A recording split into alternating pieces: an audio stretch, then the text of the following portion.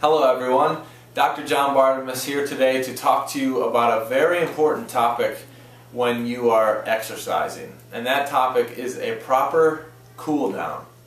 Now most people don't argue that it's important to warm up before you exercise. And most people know that a dynamic warm-up is more important than a, let's call it a lazy warm-up or a just static warm-up, which would be stand and stretch, okay? The proper warm-up that you want to do is a dynamic warm-up, preferably taking you through active and dynamic movements that will be relevant to the workout you're going to perform that day.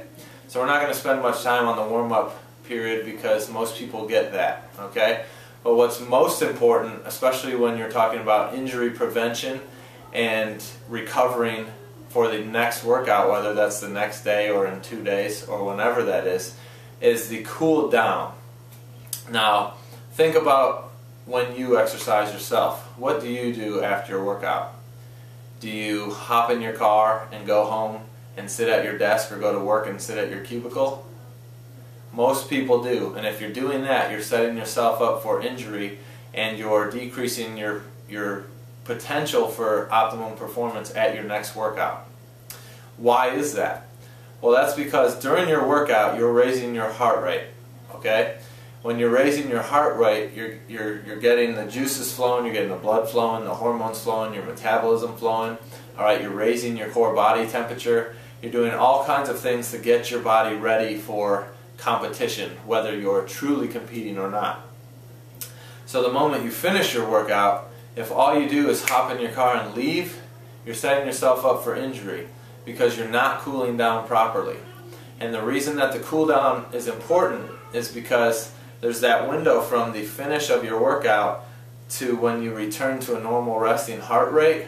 That's the cool down window, and that's the time to optimize mobility, optimize performance, and optimize injury prevention for the next workout coming up. Okay? So think about it this way.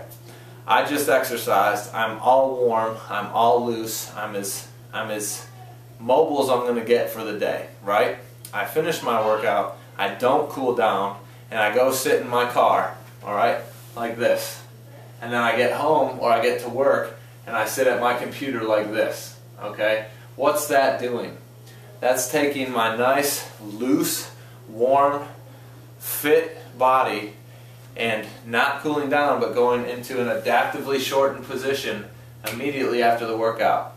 So what I'm doing is cooling down into a position of dysfunction, into that poor posture, into those adaptively shortened muscles, which are going to be the anterior chain, the hip flexors, the flexion dominant pecs, scalenes, SCMs, all of the frontal muscles that pull you into that flexion. If you're not cooling down, you're adaptively shortening in that position and setting yourself up for injury at the next workout or sooner. Okay? So how do we prevent injury? Or first of all, what injuries are you setting yourself up for? Well, think about the forward rolled shoulders and that anterior head carriage. What's that doing? That's impacting that whole shoulder, neck, upper quarter girdle, okay? Or upper cross syndrome. And what happens if you're doing a workout with pull-ups or with overhead work, any sort of throwing sport. So this isn't just for workouts, but throwing sports in general. Throwing sports. If you're not cooling down properly and you're becoming adaptively short, the next time you put demand on that is you're out of proper biomechanical position and you're going to chew up things that are the weakest. So for shoulders, bicipital tendonitis is going to be common if you're chewing it up with poor position overhead.